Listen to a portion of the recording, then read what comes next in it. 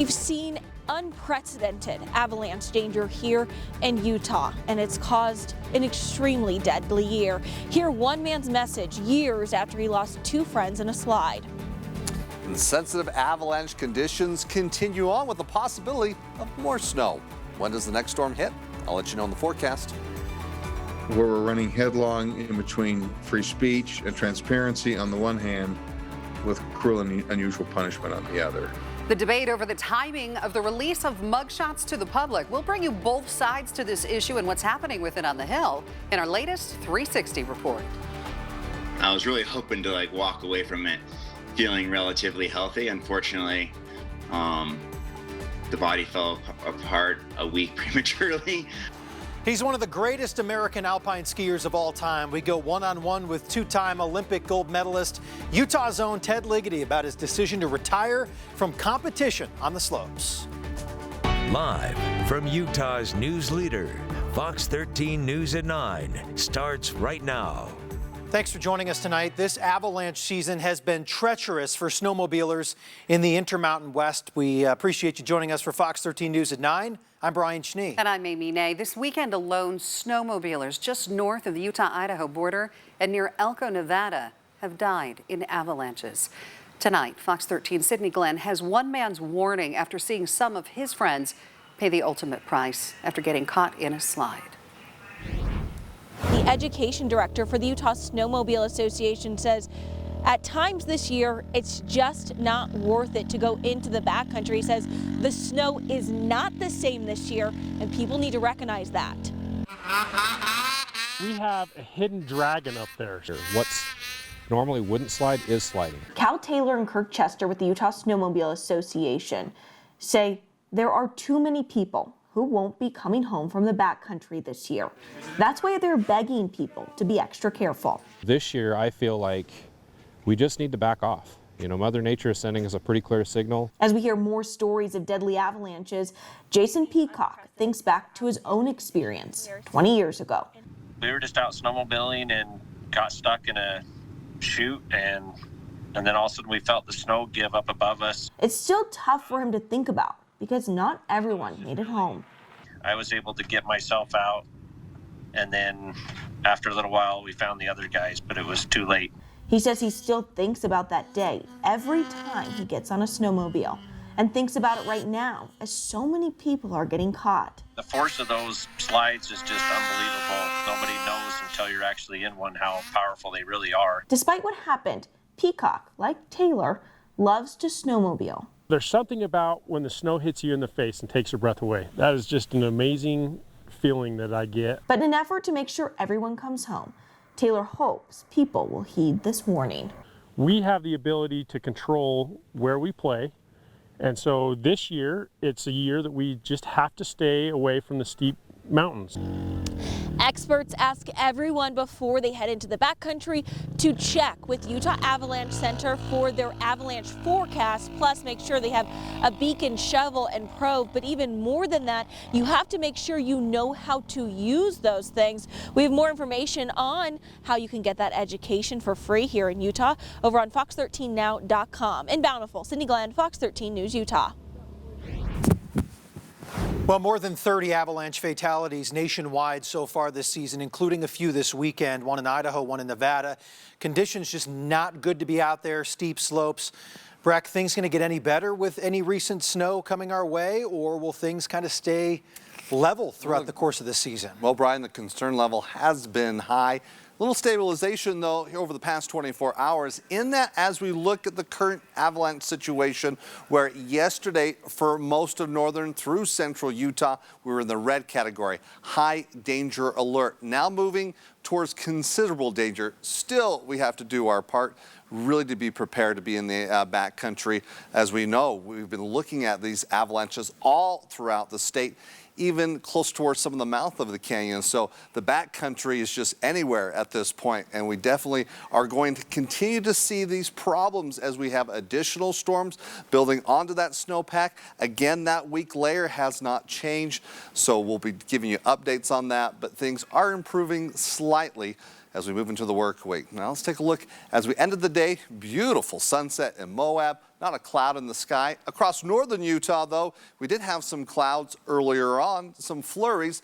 They're moving on, but we'll hold on to some clouds overnight as we take a look at your current temperatures. We're still in the 30s along the Wasatch Front, turning towards eastern Utah. 30s as well from Vernal down through Moab, and right now in St. George we're at 46 degrees. So clear skies, central, southern Utah. Northern Utah, still some clouds over the mountains. You're not seeing any blue, so no additional snow here for tonight. So that means no concerns waking up for Monday morning. We're going to be calling for partly cloudy skies as we look in Salt Lake City. Tomorrow morning starting off in the upper 20s. Looks to be warmer, but it is the warm before our next storm. When does that storm hit? I'll let you know coming up. Thanks so much, Brack. A popular hiking trail in Utah County is now closed after a large avalanche struck sometime this weekend. Fox 13's John Franke is in Woodland Hills with reaction from the couple that discovered this slide. It's a story you'll only see right here. The Woodland Hills Switchback Trail is popular all year long, but right now winter activities are on hold. The couple who saw the damage firsthand just thankful they weren't up there when this avalanche was triggered. We were just talking about, like moments before, talking about avalanches and talking about how, yeah, they probably don't happen up here. It didn't take David Cox and his wife very long to realize avalanches do happen in the trails above Woodland Hills. The land looked completely different. The trail looked different. We didn't recognize the trail at all. As they stumbled on the debris field, My wife kind of freaked out a bit because she was just there the day before and it hadn't happened yet. they captured this video. Where the avalanche started, it created so much momentum that this big gulch ravine that was pretty deep is now filled with snow. It's crazy. You can see the slide took out dozens of trees, some burned during recent wildfires. It just snapped them like toothpicks, exactly like you said. David and his wife immediately alerted city leaders, including Councilmember Carrie Malkovich. We don't necessarily consider that backcountry. That trail is used year round. And so I think we have a sense of safety, but it is a real risk. Utah County Emergency Management, with the help of the DPS helicopter, surveyed the damage from above. They believe this started near the summit, but didn't quite reach the bottom. It looks like this slide was approximately 200 yards wide. The mountainside has undergone landslide mitigation since the 2018 Pole Creek and Bald Mountain fires. We feel that may have actually slowed down the slide, this avalanche slide. Avalanches aren't new to the area. Malkovich remembers slides occurring in 2005 and 2007, but this one, right on the trail, a bit too close for comfort. I haven't seen one like this that was, right in the path of our everyday life like that. So that was an eye-opener. It was very, very humbling and sobering to see that. No word on when that trail may reopen. The Utah County Sheriff's Office tells me that they are asking people to stay off the mountain because of instability. In Woodland Hills, John Franke, Fox 13 News, Utah. Turning to coronavirus here in the state of Utah now, state health officials reporting just more than 700 new cases today. That continues to be well below the weekly average number of COVID-19 cases statewide. 13% of people tested positive for the virus over the past week. ICU beds are at 73% capacity. The COVID-19 deaths of 10 more Utahns were reported earlier today, but there's a big asterisk with that number. 7 of these deaths happened last month. Each person that passed away in today's report was over the age of 65. On the vaccine front, more than 600,000 doses of the COVID-19 vaccine have been administered.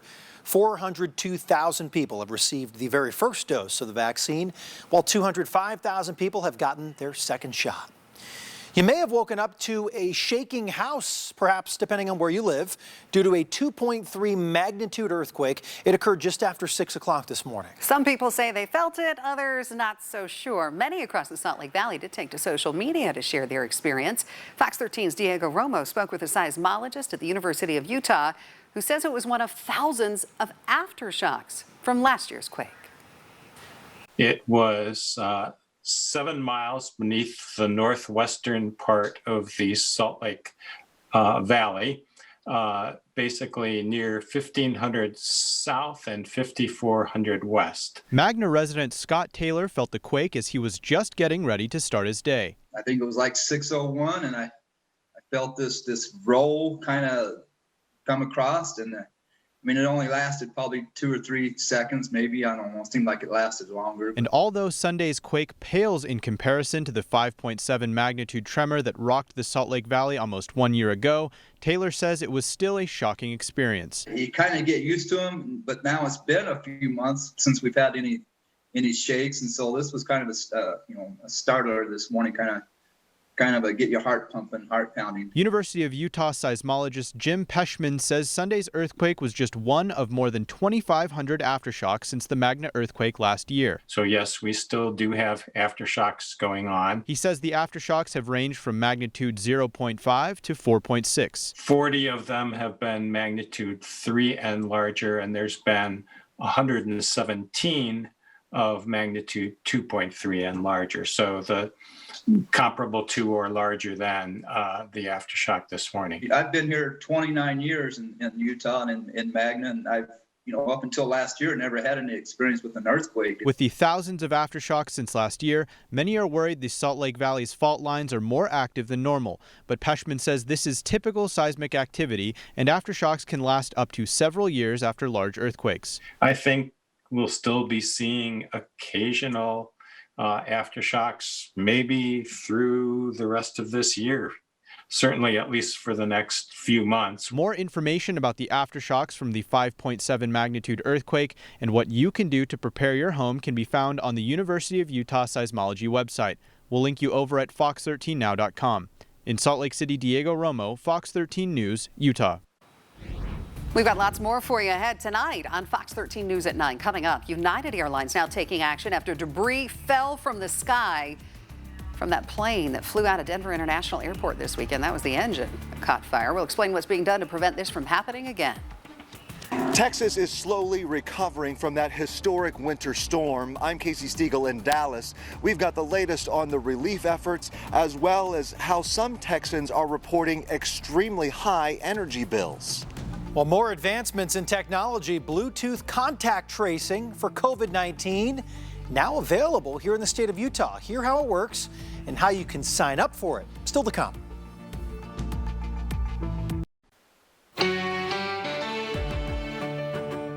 Taking a look at some national news for you tonight now. United Airlines immediately removing 24 of its Boeing 777 planes from service after a plane's engine caught fire. You can see right there. This happened midair in the Denver area this weekend. Well, some of that plane debris landed in several neighborhoods. The FAA is now stepping up inspections of the Boeing 777s equipped with the same type of engine that exploded. In Texas now, some welcome news for people who have been in the dark there for days after that historic winter storm. The governor says that the power should be fully restored across the state by tonight or tomorrow. Fox's Casey Stiegel has more from Dallas, where some residents are facing a new challenge. After a week of record low temperatures, widespread power outages, and water shortages, Texas is finally getting some relief. FEMA is on the ground handing out food, water, blankets, and other resources. The boil water notice was lifted on Sunday in the largest city in the state, Houston, but about half of Texans still have water supply issues. To help struggling families meet their basic needs, water distribution sites and emergency food drives have opened up across the Lone Star State. We spent the last couple of days just trying to get operational, just a skeletal crew, or just a few trucks behind us that we can get going, because we had not planned to do this event. As Texas slowly recovers from the deadly storm, another problem has now emerged. As the power returns and demand for heat and electricity spikes, a growing number of Texans are reporting extremely high energy bills, as much as $10,000. It's like, okay, do I feed my family or do I run the heat? Which one do I do? Texas Governor Greg Abbott held an emergency meeting with lawmakers on Saturday to address that issue, promising to protect families from unreasonable bills. Texans who have suffered through days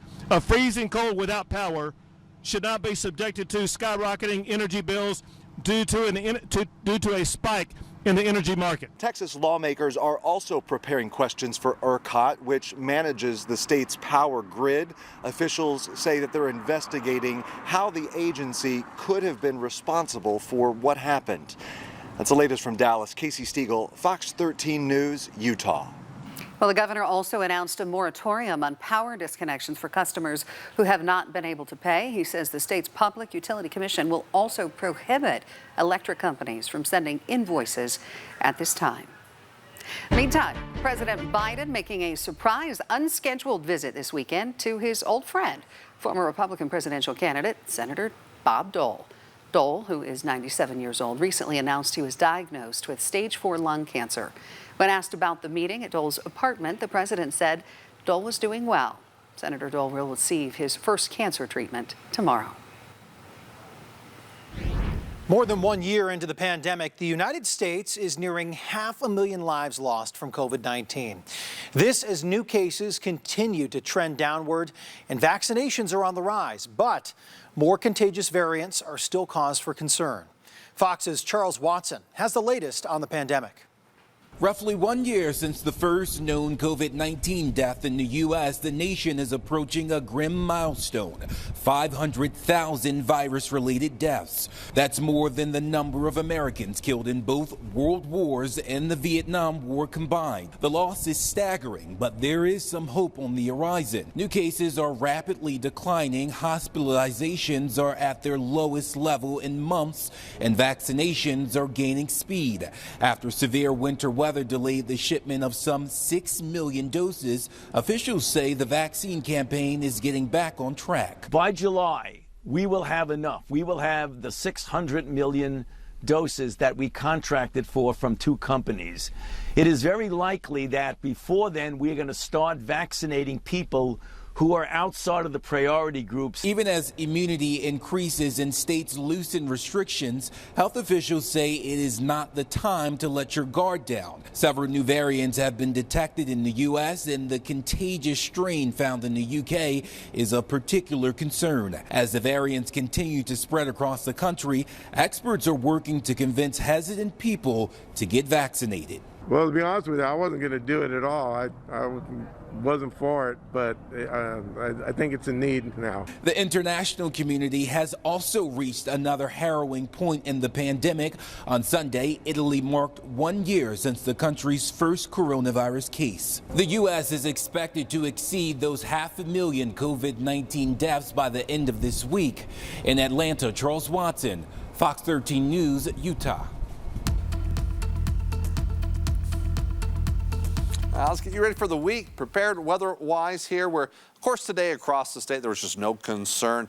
A few flurries up in the mountains, but all in all, the storm that hit yesterday, even though it was weak, moving on.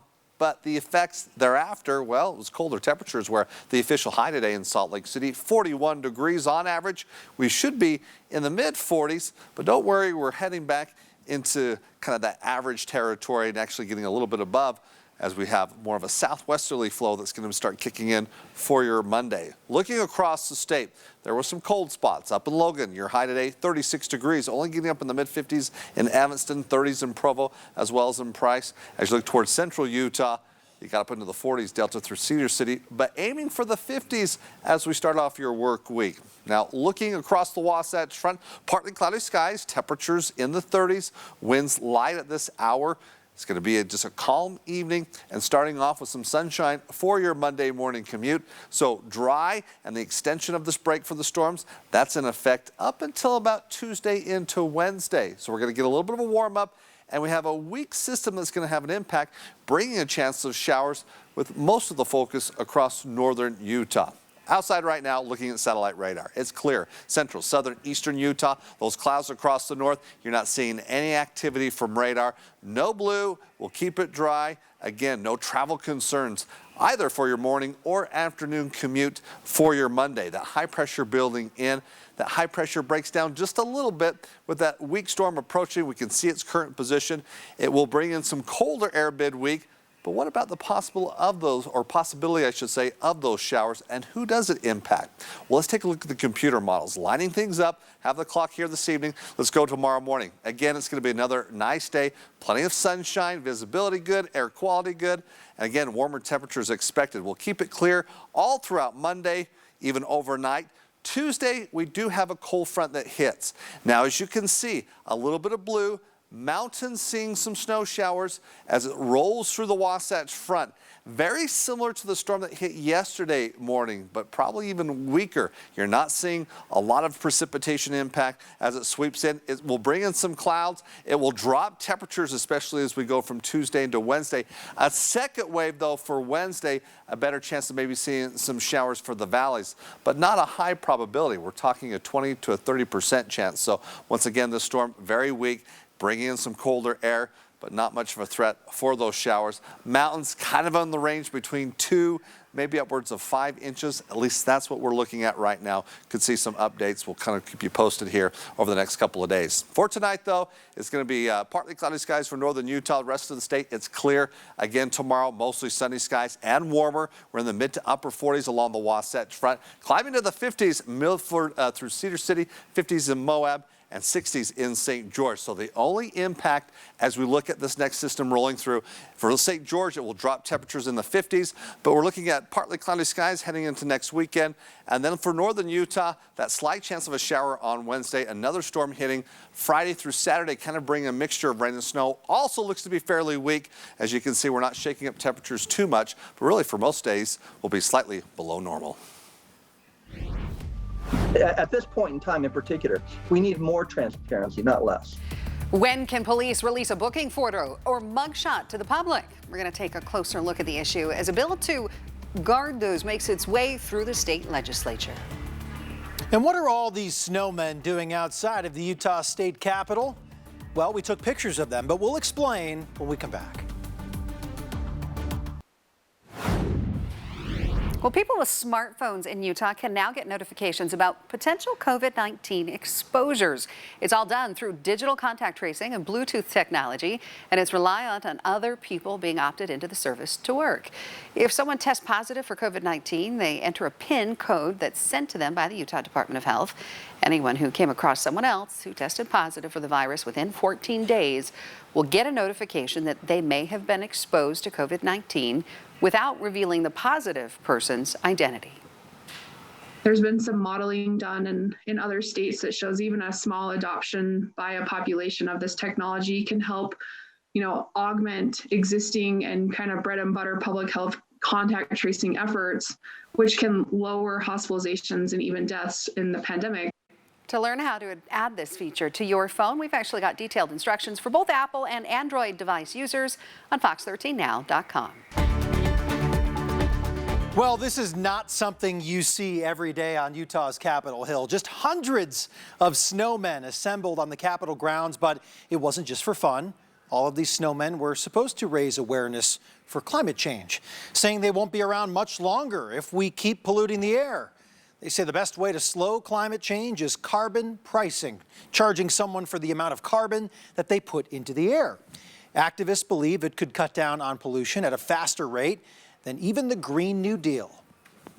It just means putting a price on the pollution we put in the air. So right now, it's free for anybody to pollute the air as much as they want that you and I breathe. Activists also believe carbon pricing is something Republicans and Democrats can come together on. And it's a way to possibly slow climate change in a free market. Some activists say this message was directed to Utah Senator Mitt Romney. In recent days, snowmen have even showed up outside offices for New York Senator Chuck Schumer. There's no question this is a slippery slope. This is no slope at all. This is a course correction that stops right here. Both sides to the debate over the release of booking photos, restricting the public's rights for those of the accused. It's our 360 report up next. Skiing here in Utah is what really developed my skiing to what it is to this day. And to say that's done him well is quite an understatement. What's next for Park City's Ted Liggetty after announcing his retirement from competitive skiing?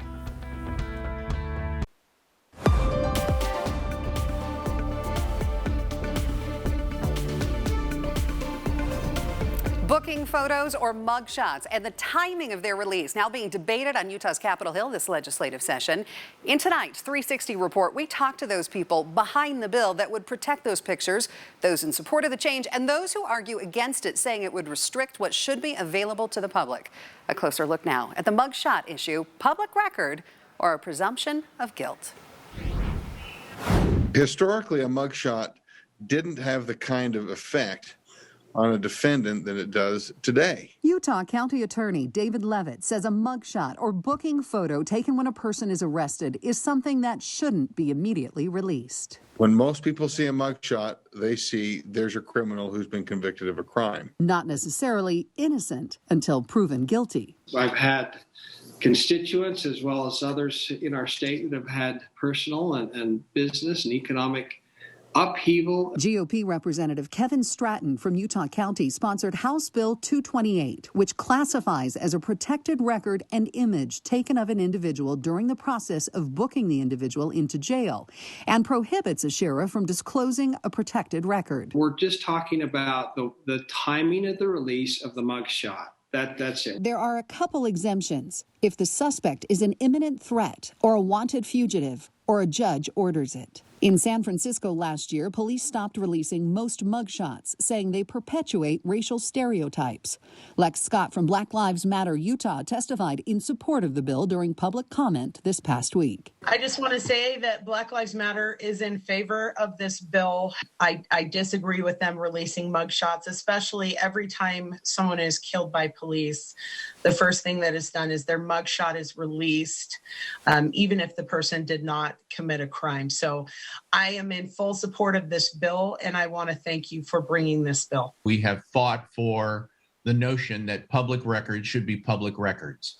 Mugshots are, by definition, public records because they are generated by a public entity. Dan Shelley is executive director of the group Radio Television Digital News Association. Journalists are very discerning and very careful about the use of mugshots, particularly during this era of racial reawakening. He says it's unconstitutional to restrict their release. House Bill 228 is an affront to the First Amendment. It's an affront to the public's need to know what's going on in their communities. Mugshots have been open and available to the public forever.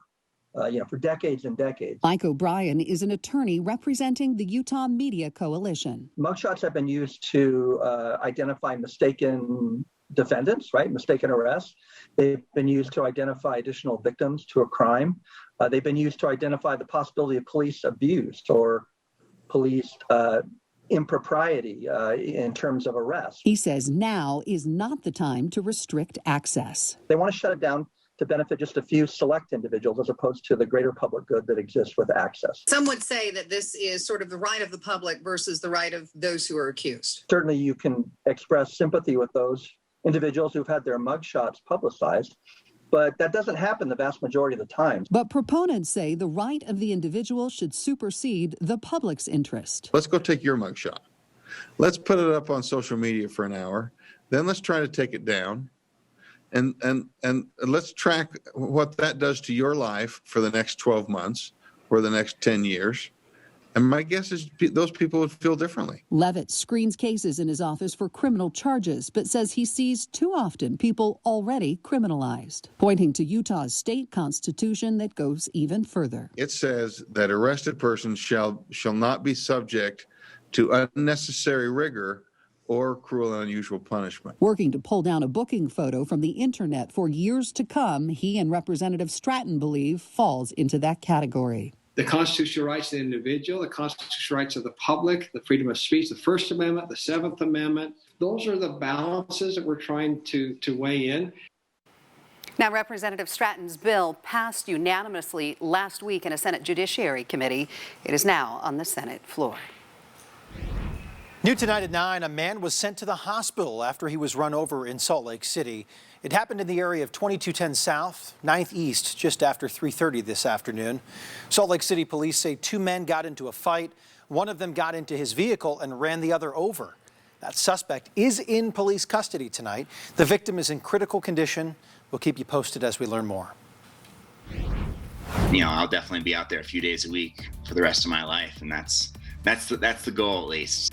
Injuries forcing Utah's own Ted Liggetty to retire from competitive alpine skiing. What's next for the two-time gold medalist in a story you'll only see right here after the break. But before you go, don't forget, when you can't watch Fox 13 News Live, you can watch us streaming online for free on Roku, Fire TV, Apple TV. Just search for Fox 13 on your device. We'll be there. We'll be right back.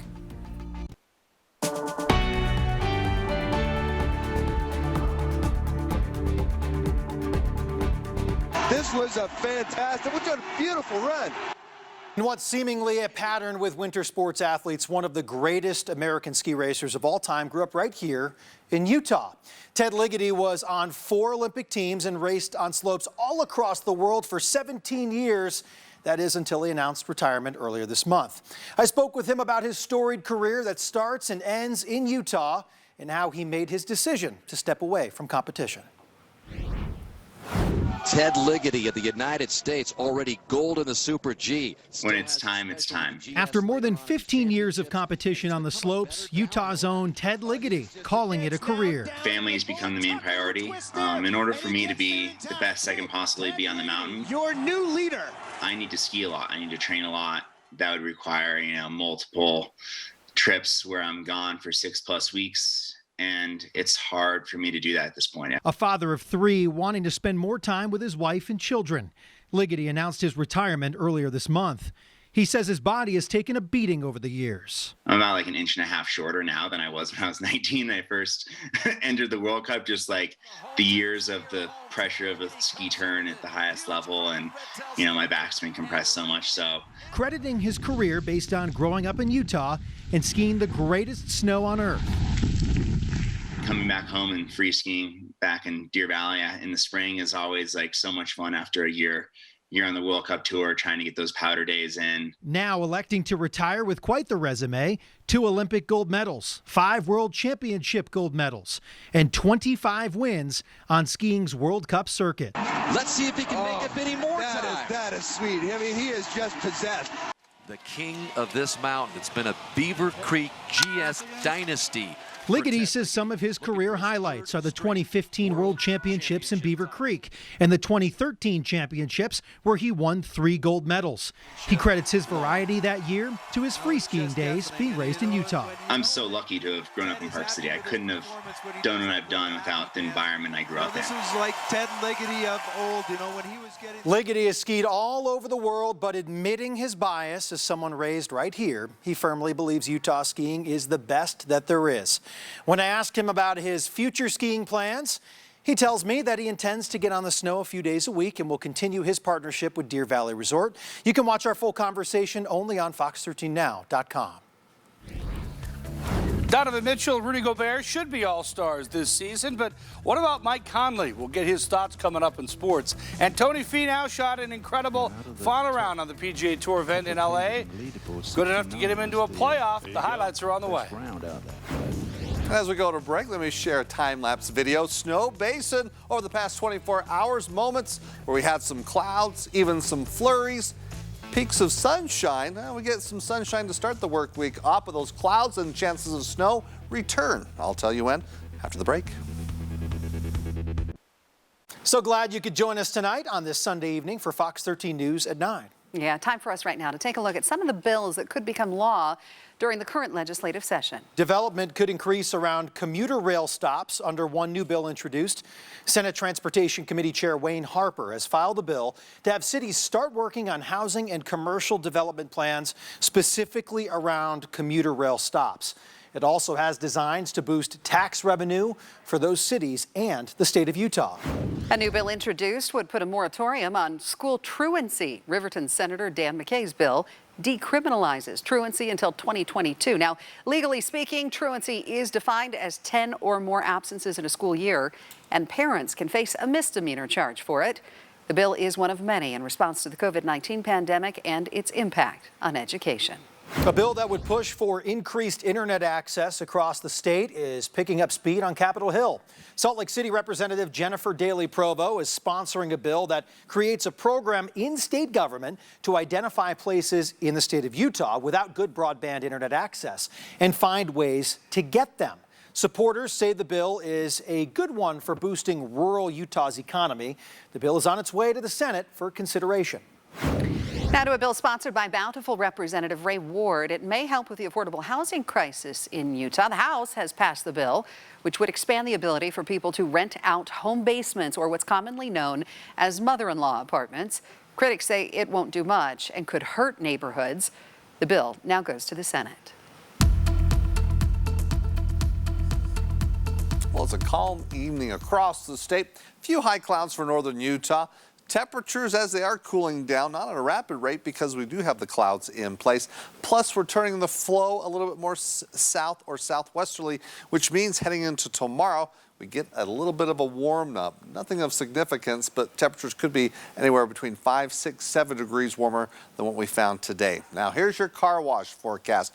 Maybe you got the opportunity this weekend to clean that car. We keep that opportunity going. Where no concerns for additional showers Monday through Tuesday. Wednesday, it is a question mark where we do have a cold front moving through at least for northern Utah.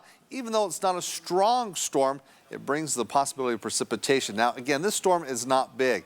It looks to bring in some colder temperatures, but not a big temperature swing, picking up the winds just a little bit. We know we're going to get hit with some showers.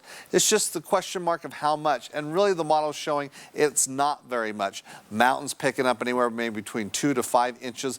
Definitely for valley locations, if we see any snow accumulation, it's an inch or less for most spots. All right, let's focus in though for the next 24 hours, getting you ready to start off your Monday. We've got some clouds for northern Utah. We'll be waking up to partly cloudy skies, no chances of showers, so no concerns for weather to impact your morning commute and really afternoon commute as well. Tuesday, we're okay to go. We do see that cold front that will be pushing through on Tuesday. And then Wednesday, behind this front, we bring in that chance of showers. It looks like Wednesday afternoon, we're talking a 20 to a 30% chance of maybe seeing those scattered showers on Wednesday. So that weak storm rolling through, definitely a far cry. The activity we saw last week. It would be nice to have that trend to see these bigger storms roll through, but for northern Utah, we just don't see it. All right, hour by hour forecast here starting off tomorrow morning. Now we're in the 30s as we'll be looking at partly cloudy skies. Temperatures, as I said, warmer than what we found today. Now we got up to 41 degrees in Salt Lake City. For tomorrow's high in Salt Lake City, we're aiming for 46 degrees, 45 in Ogden, 40s in Logan as well. Turning towards northeastern Utah, we've got temperatures in the 40s. I'll say mostly sunny skies across northern Utah. Over the mountains, though, partly sunny skies. Again, we'll still have some clouds hovering over the mountains of northern Utah. I don't think that we'll see any flurries. Central and southern Utah, you're clear, it's sunny, and it's warmer. We're in the 50s, Milford, Cedar City, upper 40s in Richfield, and 60s in St. George, where we're looking at 60s Monday through Tuesday. Wednesday, slightly cooler. That front, again, doesn't bring clouds. It just drops temperatures, as we might see some cooler temperatures by the end of the week as we're down into the 50s. Northern Utah, we've got 40s for Monday. Tuesday, we're in the mid-40s. Wednesday, there's where the cool front's going to hit. Now, that front hits on Tuesday, but another wave hitting, better chance of maybe seeing some showers. Light snow, again, valley accumulations, very limited, just a few inches up in the mountains. Thursday, we've got partly cloudy skies. Heading into Friday, looks like we're going to see another storm pushing their way through. Now, it looks to bring scattered, a mixture of rain and snow. Again, nothing of significance, but lingering showers is a possibility for Saturday. Sunday, we have some clouds. We'll be in the 40s for most days, but again, Wednesday, another cold day with temperatures only in the 30s. Another great run by Utah native Tony Fenow. Has 21 top 5 finishes since his first and only win on the PGA Tour at the 2016 Puerto Rico Open. He's been playing great this year. His last 3 tournaments, he's finished 4th and tied for 2nd in his last 2 events. Today, he started the final round at the Genesis Invitational, 4 shots off the lead at 5 under par. He made up ground. Tony played great on the front 9. 4 birdies, no bogeys, including that birdie at 8. He was tied for 3rd at a 9 under par, 3 shots off the lead. He made birdie at 10, 11. Then at the par 3 16th, hits a great shot. The leader, Sam Burns, made bogey to fall back, so Tony could take a tie for the lead with a birdie at 16. And he rolls it in to take part of the lead at 11 under par. Tony was right there with a chance to win it. Moved to the par 5 17th. Tony birdies to give himself the lead all by himself at 12 under par. Max Homa playing in the group behind him matched him with a birdie, so Fenow and Homa tied for the lead at 12 under par. On the 18th, Tony had this putt for par. He got it to shoot a 7 under 64. What a round. The clubhouse leader at 12 under par. Homa had this 3-footer for birdie and the win, but he missed it. Finished tied with Fenow at 12 under par, so they went to a playoff. Tony had this birdie putt for the win on the first playoff hole at 10 Oh, but it slides by. Tony hit it into the greenside bunker on the next playoff hole, the par 3 14th. Homa had this birdie putt for the win. He missed it. So Tony still had a chance. Needed to make this for par to match him to force a third playoff hole, but he missed that as well. Homa won for the second time on the PGA Tour. Another close call for Fenow. Yeah, I mean, right now I'm disappointed. You know, I didn't execute the shot I was trying to hit here on the last hole, and ended up biting me in the butt. But man, I shot 64 today, and on a day where I needed to just to get into the playoffs. So, you know, I think there's, as I look back on the week, in the next couple of days, there's going to be a lot to grow from, and today's round was pretty special for me. I was able to make some key putts in regulation, and just to keep myself in it, and yeah, you know, I fall short, but I think a lot of positives. The NBA will announce the All-Star reserves on Tuesday. NBA coaches select the 7 players from each conference. Donovan Mitchell and Rudy Gobert should be All-Stars. Mike Conley could join them. He's never been an All-Star in his 14 seasons in the NBA. To even be mentioned in the conversation again, and doing it, you know, my way, you know, not trying to score 40 points a game and not trying to take 20 shots. I'm doing it in the way that I know how I can affect the game and play the game and be unselfish and be efficient, play defense, and, you know, be the two-way player that I've always been, and be looked at as an all-star is pretty cool. We'll have much more on the Jazz coming up tonight on the Fox 13 Sports page, as well as college basketball and more tonight at 10:06. We'll be right back. Finally, tonight you have to take a look at this. This is an awesome way to enjoy the wintry weather. COVID-19 could not stop the city of Midway from holding its annual skijoring event this weekend. This video is sent to us by former Fox 13 photojournalist Malika Dixon. Thank you for this. The crowd was at 75% of normal capacity to enjoy the skiers and the cowboys ripping it up in the snow. The fans cheered the loudest for the shorter sideshow called the Big Air, where the goal was for skiers to catch as much air as possible before they hit the ground. Look at that, being pulled right behind the galloping horse. Yeah, don't take this off the screen. Just leave this up, please. This is pretty good stuff. Oh my! Yeah, I could watch this for the rest of the evening here with some good wipeouts. At least there's plenty of snow there. Have you seen it live? It's impressive. Like, sometimes the video doesn't do justice because the speed that those horses They're moving. Yeah, they're right. moving along. It's My way goodness.